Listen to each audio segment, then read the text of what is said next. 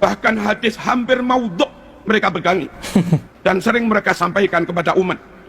Sungguh kelompok seperti ini tidak menjaga kemurnian sunnah. Oh, nggak ngaji ini. Ya. Umat terlanjur percaya pada mereka. Kadung dilakon diamalni sebegitu rupa. Ternyata bukan ajaran Rasulullah SAW. Ya Allah. Oh, Ustadz ketika maulid Ya. berdalil, man azzama maulidi Ya. kuntu lahu syafi'an yaumal qiyamah. Insyaallah. Hadis itu hampir nggak disebut dalam berbagai kitab sunnah. Kalaupun ada riwayatnya sangat lemah. Mohon kaum Allah muslimin rahimakumullah Selektif. menyampaikan apapun hati-hati. oh, nggak ngaji ini. Meyakini kebenaran sunnah sangat penting. Ya. Menjaga sunnah untuk tidak ditambah-tambah tentu sangat penting. Betul. Karena kalau kita menambah-nambah itu menjadi bid'ah. Bid'ah. Kalau mengurang-urangi itu khianat. Khianat. Kalau merubah-rubah itu khurafat. Khurafat. Dan tiga-tiganya menyebabkan kesesatan. Kesesatan. Kullu muhdatsatin bid'ah Allah. wa kullu bid'atin dhalalah Allahu Akbar. wa kullu dhalalatin finnar. Setiap yang dibuat-buat dulu nggak ada lalu diada-adakan, itu namanya bid'ah. Dan setiap yang bid'ah berarti sesat. Setiap yang sesat berarti ancamannya masuk neraka. Celeng berarti Wahabi mereka. Wahabi mereka. Hari ini tanggal 29 September 2024, saya mendengarkan kabar yang sangat luar biasa menggugah jiwa saya, teman-teman. Awalnya saya tidak percaya dengan video ini. Awalnya saya kaget melihat dan mendengar video ini sampai saya mengulang-ulang 3 kali kalau tidak salah. Untuk memastikan apakah saya tidak salah dengar ataupun saya ingin mencari-cari kebenaran di sana. Tetapi setelah saya bertanya langsung kepada salah satu teman saya, dan kebetulan beliau juga hadir di khutbah beliau, mendengarkan secara langsung, beliau pun kaget. Apakah beliau sudah mendapat hidayah sunnah dan lain sebagainya? Wallahu a'lam bishawab. Namun di sini yang perlu kita garis bawahi, ceramah beliau sungguh membuat saya terharu. Beliau ini berkhutbah, menyampaikan narasi ini di dalam khutbah Jumatnya, yang kebetulan teman saya juga hadir di situ, yang mendengarkan secara langsung, kaget dan langsung berikan informasi ini kepada saya. Mungkin ini sudah berselang 2 hari ya, karena hari ini adalah hari Ahad, yang dimana berselang 1 hari, mungkin beliau ingin memastikan apakah benar beliau sedemikian. Namun mendengar berkali-kali, saya bisa yakin bahwa narasi ini bisa kita simpulkan beliau kemungkinan sudah mulai terketuk hatinya dengan dakwah-dakwah sunnah. Dan apa yang perlu kita lakukan? Ya, kita mensupport apabila memang beliau ini ingin hijrah, teman-teman. Sebagaimana ada beberapa kiai yang juga sudah hijrah dan mereka sudah gencar mendakwakan sunnah. Begitu. Dan di sini tidak perlu panjang lebar agar kalian bisa mendengar secara utuh. Mari kita langsung simak langsung ke video. Di sini bisa kita lihat ya teman-teman, video ini streaming 1 hari yang lalu ya, yaitu live khutbah Jumat 27 September 2024, 23 Rabiul Awal, Masjid Nasional Al-Akbar Surabaya. Khatib Kiai Haji Marzuki Mustamar. Tema agar tidak muflis bangkrut di akhirat. Coba sekarang kita fokus menyimak apa yang ingin beliau sampaikan. Mari kita teguhkan kembali bahwa kita benar-benar berkomitmen memegangi Al-Quran dan Sunnah. Itu harus, karena memang itu kunci keselamatan kita. Betul. Syahadatain, syahadatu tauhid, asyhadu an la ilaha illallah, syahadatul rasul, wa asyhadu anna Muhammadur Rasulullah. 2 macam syahadat itu sekaligus mengandung makna dan implikasi bahwa kita berjanji kepada Allah, Betul, untuk senantiasa memegangi Al-Quran, asyhadu an la ilaha illallah, dan memegangi sunnah Rasulullah SAW dengan meyakini kebenarannya, wa asyhadu anna Muhammadar Rasulullah. Selanjutnya Allah juga berfirman dalam Al-Quran, ya ayyuhalladzina amanu ati'ullah wa ati'ur rasul. Hai orang yang beriman, taatlah kamu kepada Allah, pegang Al-Quran. betul. Taatlah kamu kepada Rasul, pegang sunnah. Rasulullah SAW bersabda, sejatinya mentaati Rasul sama saja dengan mentaati Allah Subhanahu wa Ta'ala. Man ata'ani faqad ata' Allah, wa man asani faqad asallah. Ya. Siapa yang mentaati aku, sejatinya dia mentaati Allah Subhanahu wa Ta'ala. Siapa yang menentang maksiat padaku, sejatinya dia juga maksiat pada Allah Subhanahu wa Ta'ala. Kaum muslimin rahimakumullah, ketika Rasul menyebut al-ghuraba adalah orang-orang yang benar-benar beruntung, bejo dunia sampai akhirat. Tuba lil ghuraba, beruntung sekali para ghuraba. Sahabat bertanya, wa manil ghuraba ya Rasulullah? Siapa al-ghuraba yang beruntung itu wahai Rasulullah? Iya. Nabi bersabda, alladzina yuhyuna ma amatatin nas min sunnati. Al-ghuraba adalah mereka yang berkomitmen menghidupkan sunnah di saat orang-orang lain meninggalkannya. Betul. Kaum muslimin rahimakumullah, lebih lanjut Nabi juga mengatakan, taraktu fikum amrain lan tadillu ma in tamassaktum bihima, kitab Allah wa sunnata rasulih. Aku tinggalkan untuk kalian semua dua pusaka. Jikalau kalian benar-benar pegangi dua pusaka itu, maka selamatlah kalian. Kalau tidak, maka celakalah kalian. Apa dua pusaka itu? Kitab Allah wa sunnata rasulih, Al-Quran dan sunnah. Klaim ngaku-ngaku cinta Rasulullah SAW Betul. tanpa memegangi sunnah adalah kebohongan. Betul. Klaim kosong. Nabi bersabda, man ahabbani falyastan nabi sunnati, wa man ahabbani dakhala al-jannah.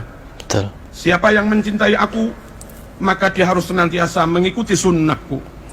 Dan siapa yang mencintai aku dengan mengikuti sunnahku, maka dipastikan dia masuk surga. Kaum muslimin rahimakumullah, memegangi sunnah sangat penting. Mengamalkan sunnah sangat penting. Betul. Meyakini kebenaran sunnah sangat penting. Ya. Menjaga sunnah untuk tidak ditambah-tambah. Tidak ditambah-tambah. Menjaga sunnah untuk tidak dikurang-kurangi. Tidak dikurangi. Menjaga sunnah untuk tidak dirubah-rubah. Tidak dirubah. Tentu sangat penting. Betul. Karena kalau kita menambah-nambah, itu menjadi bid'ah. Bid'ah. Kalau mengurang-urangi itu khianat. Khianat. Kalau merubah-rubah itu khurafat. Khurafat. Dan tiga-tiganya menyebabkan kesesatan. Kesesatan. Kullu muhdatsatin bid'ah, wa kullu bid'atin dalalah, wa kullu dalalatin finnar. Setiap yang dibuat-buat dulu nggak ada lalu diada-adakan, itu namanya bid'ah. Dan setiap yang bid'ah berarti sesat. Setiap yang sesat berarti ancamannya masuk neraka. Saya sama seperti kalian. Ya. Pertama mendengar kalimat dari beliau, ya, yang dimana dulu beliau ini adalah orang yang paling gencar melawan orang-orang salafi dengan berbagai macam narasi. Namun ketika beliau menyatakan hal seperti ini, barang siapa yang menambah-nambah di dalam perkara yang dulu tidak pernah diajarkan, maka itu jatuh kepada bid'ah. Dan bid'ah ancamannya adalah neraka. Dan barang siapa yang mengurang-urangi, maka jatuhnya kepada khianat. Ancamannya juga neraka. Dan barang siapa yang merubah-rubah, maka itu jatuhnya kepada khurafat. Masya Allah, ini sudah masuk kepada dakwah-dakwah yang sudah dilakukan oleh asatid-asatid salafi. Semoga beliau ini benar-benar mendapatkan hidayah sunnah. Kita berhusnuzon saja kepada beliau di dalam khutbah ini. Karena apa? Kalau kalian mendengarkan sampai selesai, kalian akan semakin terharu. Kaum muslimin rahmakumullah, bagaimana menjaga sunnah supaya tetap utuh, ditambah tidak, dikurangi tidak, dirubah-rubah makna dan pemahamannya juga tidak. Tidak. Jangan ikut golongan-golongan yang menyimpang dari ahlu sunnah wal jamaah.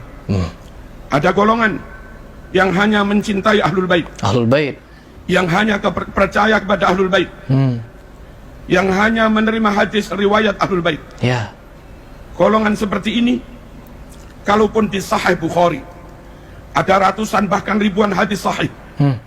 Kalau di Sahih Muslim ada ratusan bahkan ribuan hadis sahih, namun hadis itu riwayat dari sanad sahabat, maka mereka pun menolaknya.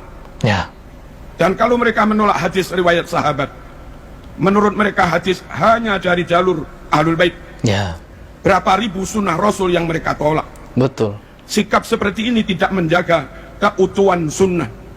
Padahal Allah berfirman dalam Al-Quran, wa ma atakumur rasul fakhudhuh. Sunnah apapun yang telah disampaikan Rasul kepadamu, ambil semua. Sikap seperti di atas tersebut menyalahi Al-Quran yang memerintahkan supaya ambil seluruh sunnah. Tirulah para sahabat, mendapat perintah apapun Diterima. tidak pernah banggil, Betul. tidak pernah menolak, senantiasa dijawab sami'na wa ata'na. Sami'na wa ta'na. Wa qalu sami'na wa ata'na ghufranaka rabbana wa ilaikal masir. Kaum muslimin rahmakumullah, Ada juga golongan yang hanya percaya kepada sahabat. Betul. Mereka membenci ahlul bait. Mereka menolak ahlul bait. Mereka menolak hadis sahih sekalipun kalau itu riwayat ahlul bait. Lagi-lagi golongan seperti ini juga tidak menjaga keutuhan sunnah dengan menolak riwayat-riwayat ahlul bait. Berapa persen sunnah Rasulullah SAW yang hilang? Ada juga golongan yang punya prinsip, kalau nggak masuk akal nggak kami terima. Akhirnya hadis Bukhari, Muslim yang bercerita tentang Mi'raj Rasulullah SAW, mereka tolak dengan alasan nggak masuk akal. Hadis bahwasanya dari sela-sela jari Rasulullah SAW menyumber air, itu ada di Bukhari Muslim, mereka juga menolaknya, alasan nggak masuk akal. Bahwa menjelang kiamat matahari terbit dari barat, terbenam di timur, ada di Sahih Bukhari Muslim, mereka juga menolaknya dengan alasan tidak masuk akal. Iya. Hindari kelompok-kelompok seperti ini. Selamatkan keluarga kita dari kelompok seperti ini, karena akan membawa kita atau keluarga kita mengingkari sunnah ataupun mengingkari sebagian dari sunnah. Padahal amanat dari Al-Quran, fakhuduh, ambil semua yang disampaikan Rasulullah SAW. Kaum muslimin rahimakumullah, ada juga golongan yang tidak selektif. Hadis-hadis sangat lemah pun dipegangi. Betul. Hadis munqati dipegangi. Ya. Hadis muttarib dipegangi. Bahkan hadis hampir maudhu' mereka pegangi. Dan sering mereka sampaikan kepada umat. Sungguh kelompok seperti ini tidak menjaga kemurnian sunnah. Betul. Dan kasihan umat. Ya. Umat terlanjur percaya pada mereka. Kadung dilakon, diamalkan sebegitu rupa. Ternyata bukan ajaran Rasulullah SAW. Ya Allah. Ternyata bukan perintah Rasulullah SAW. Ya Allah. Sementara yang dijanjikan ada pahala. Sunnah menurut syarak adalah amalan yang didasarkan pada perintah dan tuntunan Rasulullah SAW. Sahih Muslim menyebutkan, man amila amalan laisa alaihi amruna fahuwa raddun. Setuju. Siapa yang melakukan amalan tidak didasarkan perintah kami, nggak ada tuntunan yang sahih, maka amal itu ditolak. Tertolak. Jamaah, hindari pula kelompok-kelompok yang tidak teliti, tidak selektif, tidak melakukan jarh wa ta'dil, tidak melakukan verifikasi secara ketat terhadap berbagai riwayat, akhirnya terjebak kepada hal-hal yang khurafat, yang didasarkan pada riwayat yang maudhu atau riwayat yang sangat lemah. Ada beberapa contoh. Jumat terakhir di bulan Ramadan Ba'da Isya, orang pada sholat 12 rakaat dengan dinamakan sholat raghaib. Katanya bisa menggantikan barangkali ada sholat fardu yang ditinggalkan. Itu hadisnya maudhu', teman-teman. Ada juga orang yang sholat di malam nisfu Sa'ban, hadisnya amat sangat lemah. Sholat sunat. Ada juga yang sholat di hari Jumat minggu pertama bulan Rajab dengan maksud menebus dosa setahun, hadisnya juga amat sangat lemah. Masih banyak ustadz-ustadz ketika maulid berdalil, man azzama maulidi kuntu lahu syafi'an yaumal qiyamah. Hadis itu hampir nggak disebut dalam berbagai kitab sunnah. Kalaupun ada riwayatnya sangat lemah. Mohon kaum muslimin rahimakumullah, selektif menyampaikan apapun, hati-hati. Mari kita jaga sunnah. Jangan ditambah-tambah, jangan dikurang-kurang, jangan dirubah-rubah. Yang tidak sahih jangan dicampur dengan yang sahih. Kasihan umat. Di samping itu kaum muslimin rahimakumullah, supaya memaknainya tetap benar, nggak menyimpang, serahkan bagaimana memaknai Quran sunnah kepada para ulama, kepada para kiai. Mereka lah yang mewarisi ilmu dari gurunya, dan mereka lah yang ngaji langsung dengan kitab Bukhari Muslim asli. Bukan hanya itu, mereka juga membekali diri, melengkapi diri dengan ilmu alat. Mereka alim nahwu, mereka alim sorof, mereka alim balaghah, mereka alim mantik, mereka alim usul fikih, mereka mengerti mustalah hadis, mereka mengerti ulumil Quran, mereka mengerti gharaibul alfaz dan yang lain-lain. Yang mana ilmu-ilmu itu sangat penting untuk memastikan kebenaran pemaknaan Quran, pemahamannya, istimbatnya, ataupun penafsirannya. Yang tidak menguasai ilmu-ilmu alat, mohon jangan berani-berani menyentuh, berani menafsirkan Quran. Mungkin lafadznya masih asli, lafadz hadisnya masih asli, tapi ketika orang yang nggak melengkapi diri dengan ilmu alat dan nggak berguru, lalu menafsiri, lafadznya asli, namun maknanya menyimpang dari ajaran Rasulullah sallallahu alaihi wasallam, dan itu juga khurafat. Betul. Dan bagi orang awam, kita yang awam ini kaum muslimin, hati-hati memilih guru, hati-hati memondokkan anak, hati-hati memilih lembaga untuk anak-anak kita. Sekiranya terindikasi non ahlu sunnah wal jamaah, atau ngaku-ngaku ahlu sunnah tapi tidak benar-benar alim, mohon dihindari supaya anak-anak kita selamat, tidak mendapatkan riwayat yang salah, tidak mendapatkan ajaran yang salah, tidak mendapatkan ajaran yang ditambah-tambah. Betul. Penutup, Nabi berdoa, Allahumma arham khulafai, ya Allah rahmatilah para generasi penerusku. Sahabat bertanya, wa man khulafauka ya Rasulullah, siapa generasi penerusmu wahai Rasulullah? Siapa? Nabi bersabda, alladzina yarwuna ahadisi, yaitu mereka-mereka yang menyebarkan, menyampaikan sunnah-sunnahku. Semoga sekelumit khutbah ini membuat kita semakin komitmen memegang Al-Quran dan Sunnah. Amin. Dan itulah kunci keselamatan kita, juga keluarga kita. Ya ayyuhalladzina amanu qu anfusakum wa ahlikum naro. Hai orang-orang yang beriman, jaga dirimu, keluargamu, jangan sampai mereka masuk neraka. Amin. Bismillahirrahmanirrahim. Wal asri innal insana lafi khusr illa alladzina amanu wa amilus solihat wa tawassaw bil haqq wa tawassaw bis sabr. Saya sudah mengira tadi ya, dari awal beliau khutbah sampai di akhir khutbah, saya sudah memikirkan ada keluar kalimat Wahabi, Wahabi, Wahabi. Ternyata tidak ada, teman-teman.